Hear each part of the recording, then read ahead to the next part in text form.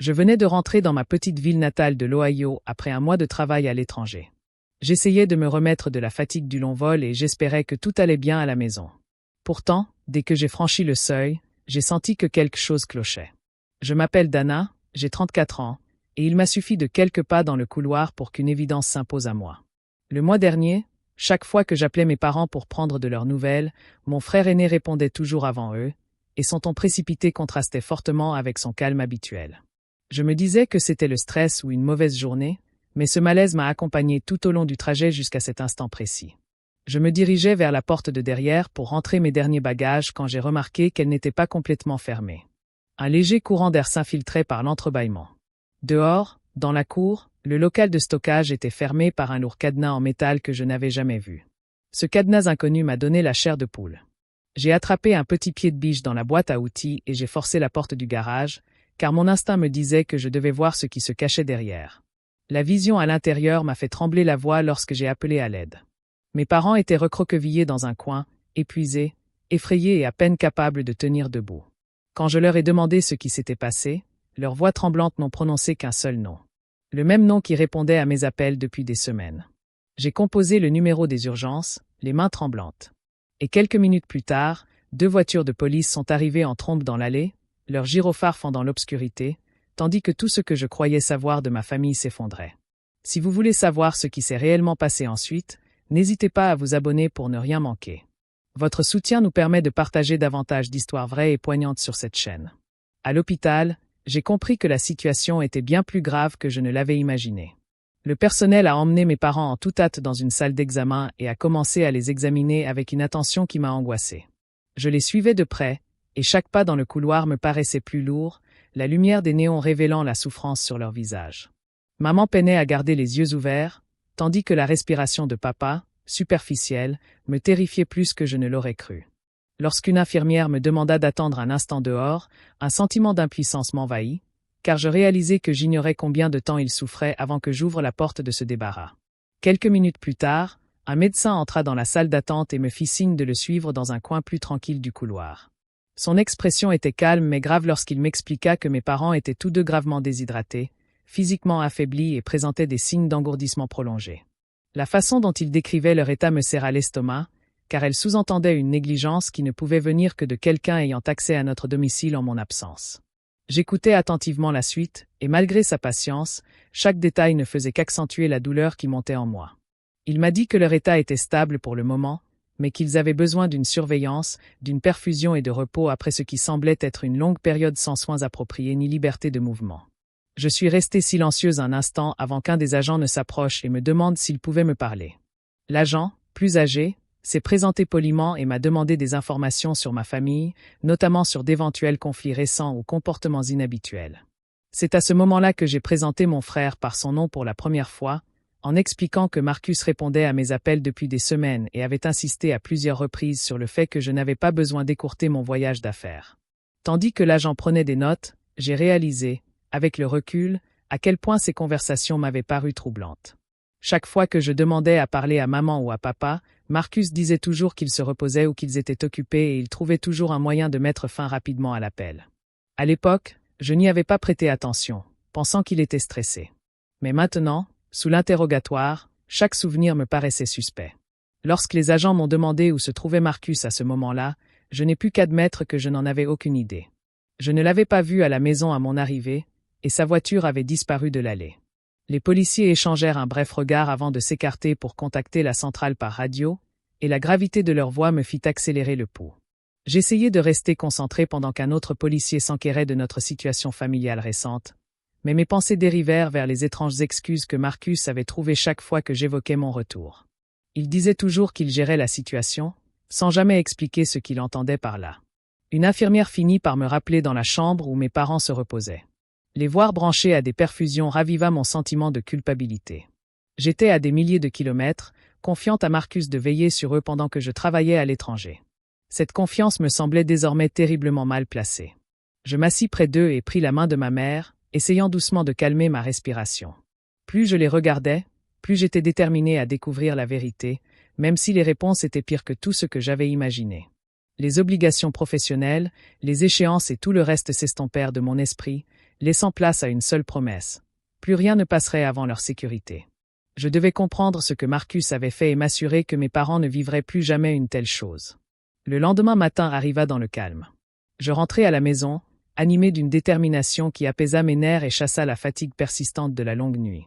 Je me garai dans l'allée et sortis de la voiture, déterminé à comprendre ce qui s'était réellement passé pendant mon absence. Alors que j'approchais du portail arrière, une voix hésitante m'appela, me faisant me retourner aussitôt. C'était ma voisine, Madame Hélène Brox, qui se tenait près de son porche, l'air soucieux, une inquiétude qui sembla s'accentuer lorsque nos regards se croisèrent. Je m'avançai vers elle et elle joignit les mains, comme pour rassembler son courage avant de parler. Hélène prit une courte inspiration avant de me confier qu'elle avait remarqué une activité inhabituelle autour d'eux. Chez moi ces derniers jours, notamment près du débarras où mes parents avaient été retrouvés. Elle expliqua qu'elle s'asseyait souvent près de sa fenêtre de cuisine le soir et qu'elle avait vu Marcus faire des allers-retours entre la maison et le petit cabanon à des heures qui ne correspondaient à aucune course normale. La façon dont elle décrivait ses pas pressés et ses regards nerveux me donna la chair de poule. Hélène prit son téléphone avec un soupir à contre-cœur, disant qu'elle devait me montrer quelque chose qui la tracassait depuis la semaine dernière. Elle ouvrit l'application de la sonnette vidéo et afficha une série d'enregistrements qu'elle avait sauvegardés. La première vidéo montrait Marcus transportant un lourd carton à travers la cour, le regard tendu. Ses mouvements étaient forcés et il ne cherchait pas à dissimuler le fait qu'il se dirigeait droit vers le cabanon. Une autre vidéo le montrait revenant bien plus tard dans la nuit avec un autre carton qui semblait encore plus lourd que le premier. Les épaules voûtées, il y avait une étrange impatience dans la façon dont il poussait le portail. Je regardais chaque vidéo, la poitrine serrée, essayant de calmer ma respiration, tandis que les pièces du puzzle commençaient à former un schéma que je ne pouvais plus ignorer. Hélène s'est excusée de ne pas être intervenue plus tôt, expliquant qu'elle ne savait pas si ce qu'elle avait vu était grave ou simplement une affaire de famille. Je l'ai assurée qu'elle avait bien fait de parler. Bien que ses paroles sonnent creux, mon esprit s'emballant déjà vers des scénarios plus sombres, le comportement de Marcus était délibéré. Quelque chose de bien plus inquiétant que les décisions imprudentes qu'il avait pu prendre par le passé. La dernière vidéo montrait Marcus quittant la propriété, son sac à dos en bandoulière et une petite valise à la main. Il était tendu et jetait constamment des coups d'œil par-dessus son épaule, comme s'il s'attendait à être interpellé. L'horodatage indiquait son départ moins de 24 heures avant mon retour.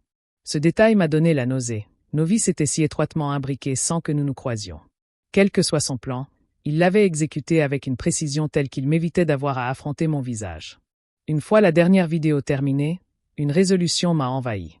J'ai remercié Hélène de m'avoir montré les enregistrements, puis je me suis éloigné pour appeler l'officier responsable de l'enquête. Ma voix est restée assurée tandis que j'expliquais ce que j'avais vu et que je transmettais les fichiers pour examen. L'agent a confirmé que les images seraient ajoutées au dossier et que l'enquête serait immédiatement accélérée. J'ai raccroché en prenant une profonde inspiration qui n'a pas réussi à soulager l'oppression dans ma cage thoracique. En retournant vers la maison, je tentais de comprendre le soupçon grandissant que Marcus cachait peut-être des difficultés financières suffisamment importantes pour le pousser à prendre des décisions irréfléchies. Il avait évité mes appels le mois précédent et avait ignoré mes tentatives de prendre de mes nouvelles avant son voyage. Son empressement à tout gérer seul m'avait paru étrange à l'époque, mais maintenant, cette étrangeté me semblait plus inquiétante. Plus je repassais en boucle sa voix précipitée et ses réponses évasives, plus il me paraissait évident que quelque chose se tramait bien avant mon retour. Dans l'après-midi, je suis entré dans le jardin, animé d'une détermination grandissante à comprendre ce qui s'était passé en silence chez mes parents. J'ai commencé à explorer lentement chaque recoin, laissant le calme du jardin me guider vers tout ce qui aurait pu m'échapper pendant le chaos de la nuit précédente. L'atmosphère était chargée d'une tension palpable qui me poussa à examiner de plus près les petits détails que Marcus avait toujours crus indiscutables. Je m'approchai des poubelles avec une réticence qui se mua rapidement en détermination, et je me forçai à fouiller chaque couche d'objets jetés jusqu'à ce que quelque chose attire mon attention sous une pile d'enveloppes déchirées. Ce qui remonta à la surface fut un reçu froissé d'un prêteur sur gage local, à la périphérie de la ville, et dès que je le dépliai, mon estomac se noua. La signature en bas était une imitation tremblante du nom de mon père, une forme qui révélait un mélange troublant d'effort et de malhonnêteté. Je fixai l'encre pendant plusieurs secondes avant que la vérité ne s'impose à moi. Il n'y avait aucune circonstance dans laquelle papa serait entré dans un prêteur sur gage sans m'en parler, et la date sur le reçu situait la transaction précisément pendant la période où j'étais en mission professionnelle. L'objet mentionné était suffisamment précieux pour suggérer un désespoir ou un comportement de plus en plus étrange que je n'avais pas remarqué jusqu'à présent. Sous le reçu se trouvait un petit mot plié, écrit sur une vieille feuille de papier ligné. Le message contenait une seule phrase, mentionnant une somme importante en toutes lettres plutôt qu'en chiffres. Cela indiquait que quelqu'un avait tenté de dissimuler l'ampleur réelle de la dette. L'écriture n'était celle d'aucun de mes parents, et le trait irrégulier suggérait une tentative hâtive de comptabiliser la dette croissante. Mon esprit a fait le lien plus vite que je ne pouvais maîtriser mon inquiétude. Marcus entrait et sortait de la maison depuis des mois, animé d'une énergie agitée et instable. À présent, le contexte de son comportement prenait forme et révélait une situation bien plus inquiétante que les disputes qu'il avait cherché à éviter. J'ai pris des photos des deux documents en maintenant la feuille bien droite afin que les preuves soient claires pour les agents qui attendaient déjà des nouvelles. Après avoir tout transmis via leur canal de communication sécurisé, j'ai reçu un message de confirmation indiquant que les documents étaient en cours d'examen par leur division des crimes financiers. Le changement de ton des agents laissait entendre que ces éléments n'étaient plus considérés comme un simple différend familial, mais comme une affaire nécessitant une enquête immédiate. Alors que je me tenais debout dans la lumière déclinante de l'après-midi, je repassais en revue les dernières conversations que j'avais eues avec Marcus avant de quitter le pays. Il avait éludé mes questions concernant sa charge de travail, ses dépenses et les tensions qui apparaissaient souvent dès que l'on abordait le sujet des responsabilités. Ses réponses évasives prenaient désormais tout leur sens, et la vérité sur ses agissements s'imposait à moi avec une clarté troublante. L'idée qu'il ait utilisé l'identité de mes parents pour obtenir des prêts ou mettre en gage des objets de valeur sans leur consentement me pesait de plus en plus sur la poitrine. Je refermai le couvercle de la poubelle et reculai. N'étant plus dans la confusion, j'étais désormais animé par le besoin de protéger maman et papa. Il n'y avait plus de place pour l'hésitation, et je savais que l'enquête ne faisait que commencer à dévoiler la vérité qu'il avait tenté d'enfouir. 2 jours plus tard, la police me contacta avec de nouvelles informations susceptibles, selon elle, de modifier considérablement le cours de l'enquête. Je me rendis au commissariat avec une urgence contenue, essayant de me préparer à ce qu'ils auraient découvert depuis le jour où je leur avais remis les documents trouvés dans le jardin. À mon arrivée, un agent m'a accueilli et m'a conduit dans une pièce calme où plusieurs dossiers étaient déjà soigneusement rangés, preuve que l'équipe avait passé beaucoup de temps à examiner chaque élément de preuve recueilli lors de la perquisition. L'agent m'a expliqué que leur travail nocturne les avait menés à un petit appartement loué par Marcus en vertu d'un bail séparé ne mentionnant aucun lien avec la famille, ce qui avait rendu son identification difficile plus tôt. L'appartement avait été localisé grâce à un recoupement de relevés bancaires ayant révélé des paiements récurrents liés à une adresse inconnue. Une fois le mandat obtenu et entré dans l'appartement, ils ont trouvé un tiroir de bureau encombré contenant plusieurs enveloppes, des documents épars et une clé USB argentée marquée seulement d'un petit carré de ruban adhésif. Le périphérique de stockage est devenu leur priorité et, après en avoir examiné le contenu, ils ont demandé ma présence immédiate. L'agent a ouvert un ordinateur portable et a tourné l'écran vers moi. À l'intérieur de la clé USB se trouvaient des copies numérisées de documents imitant des autorisations légales. Un fichier contenait une signature falsifiée, censée ressembler à celle de ma mère, accordant un accès complet à des comptes bancaires inactifs depuis des années.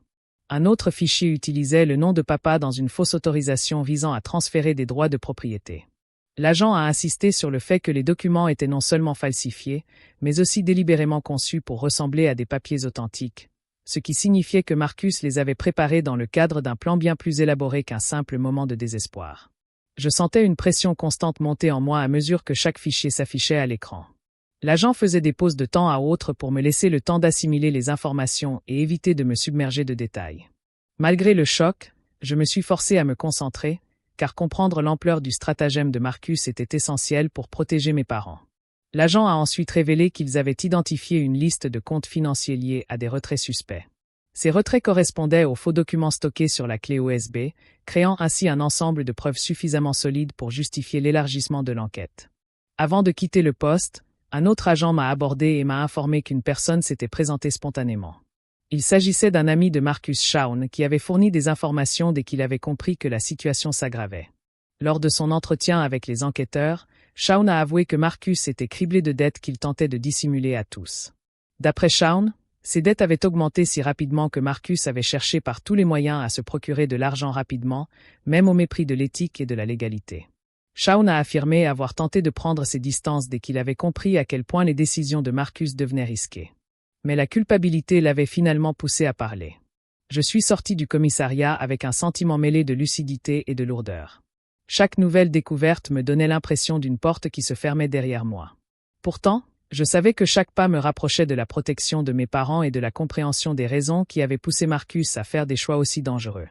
Une semaine plus tard, J'ai reçu l'appel que j'attendais depuis l'arrivée de mes parents à l'hôpital. L'agent au bout du fil m'a annoncé qu'ils avaient enfin localisé Marcus dans un petit motel d'une ville voisine.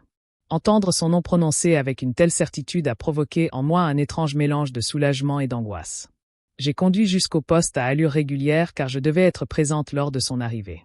J'en avais assez d'imaginer où il pouvait se cacher ou ce qu'il pouvait bien préparer, et je voulais des réponses directes. À mon arrivée, l'atmosphère dans le couloir laissait présager un événement important.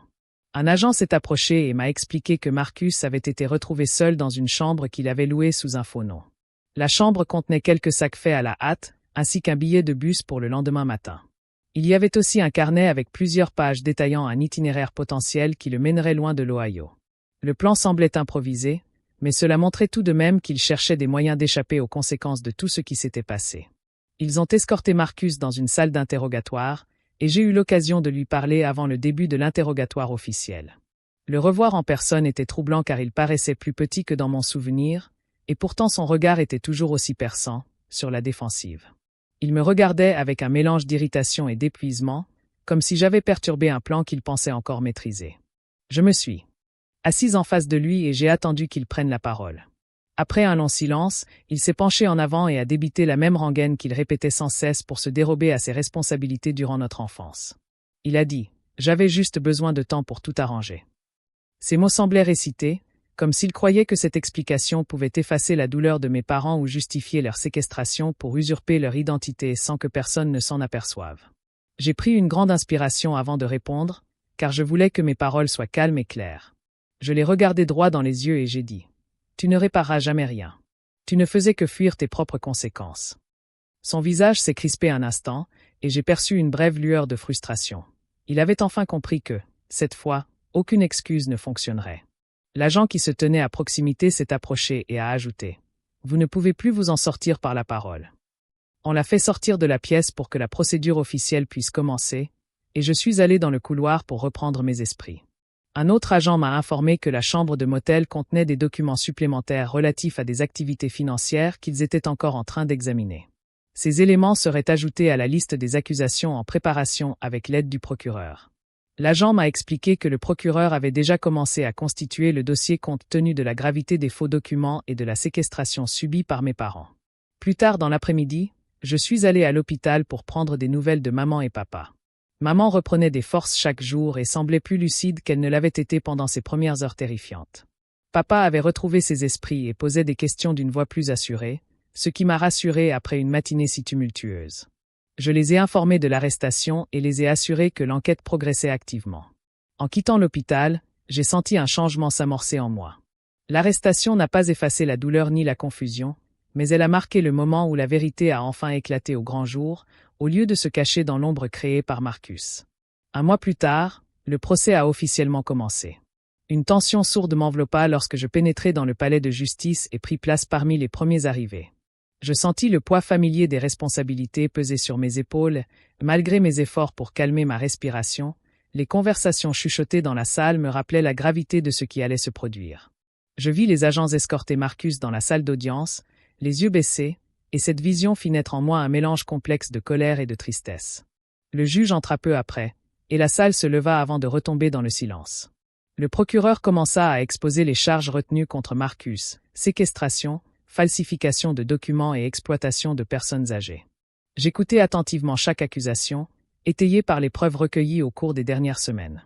Le procureur détailla les documents falsifiés découverts dans l'appartement qu'il avait loué, notamment la clé USB contenant l'autorisation fabriquée de toute pièce destinée à détourner les biens de mes parents. Je connaissais parfaitement ces faits, mais les entendre énoncer à haute voix dans une salle d'audience me fit ressentir une douleur plus vive encore. Je compris que le préjudice qu'il avait causé dépassait le simple cadre financier, car il avait mis en péril la sécurité de 2 personnes qui lui faisaient une confiance aveugle. Lorsque le procureur appela le premier témoin, je joignis les mains et me concentrai sur chaque mot. Shaun, un ami de Marcus, s'avança à la barre. C'était la première fois que je le voyais en personne. Bien que son expression trahisse un certain malaise, il répondit aux questions sans hésiter. Il décrivit plusieurs conversations au cours desquelles Marcus avait admis être submergé par les dettes.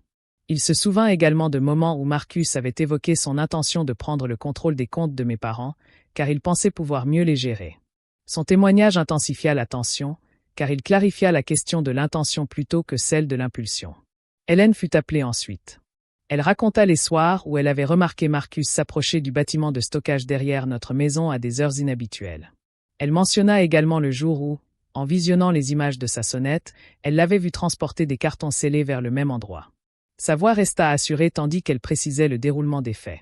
J'appréciais sa présence, car elle avait été franche dès le début et sa volonté de parler renforçait la crédibilité de son témoignage. Le procureur finit par annoncer mon nom et je m'avançai à la barre en essayant de garder mon calme. Je sentis mon pouls accélérer lorsque je fis face à la salle d'audience. Les questions portaient sur la découverte de mes parents, les documents trouvés dans les poubelles du jardin et l'impact émotionnel des événements. J'ai répondu clairement, car il n'y avait pas de place pour l'incertitude. Lorsque le procureur m'a demandé si je croyais à une réconciliation avec Marcus, j'ai marqué une pause avant de répondre. Un silence s'est installé dans la salle, et ce silence m'a permis de rassembler les idées qui s'étaient accumulées en moi au cours du mois précédent. Je ne peux plus lui faire confiance, ai-je dit. La clarté de ma voix m'a légèrement surprise, bien que ces mots me semblaient justes et nécessaires. Je suis descendu de la barre, avec le sentiment qu'un dernier lien entre nous s'était rompu. La défense a tenté de présenter Marcus comme un homme ayant agi par désespoir. Ils ont affirmé qu'il n'avait pas l'intention de causer un préjudice durable, mais les preuves contredisaient leur version. Je l'ai observé attentivement pendant que ses avocats prenaient la parole. Son regard errait dans la salle et j'ai perçu une distance familière dans son expression, comme s'il ne pouvait pas pleinement accepter ce qui s'était passé. Le juge a écouté sans interruption avant d'examiner les pièces du dossier, notamment les déclarations des enquêteurs et des analystes financiers. La conclusion s'est imposée d'elle-même lorsque le juge a commencé à lire le verdict. Marcus a été reconnu coupable de tous les chefs d'accusation. Le juge a prononcé une peine de prison à la hauteur de ses actes et a confirmé son exclusion définitive de tout héritage. Cette décision a suscité un mélange de chagrin et de soulagement. J'ai accepté que la responsabilité primait sur le lien qui nous unissait autrefois. À la levée de l'audience, j'ai quitté la salle d'audience avec une détermination inébranlable, sachant que j'avais fait le choix de protéger mes parents et de préserver la stabilité qu'ils méritaient. Quelques mois après le procès, la vie de mes parents et la mienne a commencé à retrouver un rythme suffisamment stable pour que nous puissions enfin respirer. J'ai déménagé mes parents dans un quartier plus calme, offrant de meilleurs services de soutien et une sécurité qui m'a apporté la tranquillité d'esprit dont j'avais tant besoin depuis le début de l'enquête. Maman a peu à peu repris des forces, tandis que papa a retrouvé suffisamment de lucidité pour retrouver ses habitudes et apprécier les petits plaisirs autrefois assombris par la peur constante. Je passais plus de temps à la maison, car je voulais qu'ils se sentent en sécurité, dans un lieu où la sécurité ne serait plus une vaine promesse. Hélène continuait de venir nous voir, apportant avec elle cette chaleur réconfortante qui nous avait aidés à traverser les moments les plus sombres. Elle apportait des petites douceurs, des nouvelles du quartier et des histoires suffisamment légères pour apaiser les tensions qui persistaient chez nous. Sa présence rassurante me rappelait que les relations fondées sur la bienveillance peuvent être tout aussi profondes que celles tissées par les liens du sang, et qu'elles se renforcent parfois même face à l'adversité.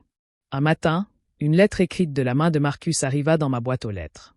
Il écrivait qu'il voulait être compris, non pas absous, et qu'il n'avait jamais eu l'intention de faire du mal à nos parents. Il prétendait avoir agi sous la pression, submergé par des choix qui lui avaient échappé. La lettre ne contenait aucune véritable accusation, seulement un appel silencieux à la reconnaissance. J'ai lu chaque mot, plié la page et les rangé dans un tiroir que je n'ai pas fermé à clé. Je n'ai jamais répondu. Mon silence n'était pas une punition, mais une limite que je devais préserver. La confiance ne peut se reconstruire par une simple confession écrite après que tout a été perdu. Nos journées finirent par retrouver leur calme. J'emmenais maman faire de douces promenades dans le jardin derrière notre nouvelle maison, et papa fredonnait parfois des mélodies qu'il aimait depuis des années. Ces moments simples m'ont apporté un apaisement qu'aucun verdict ni sentence n'aurait pu m'offrir.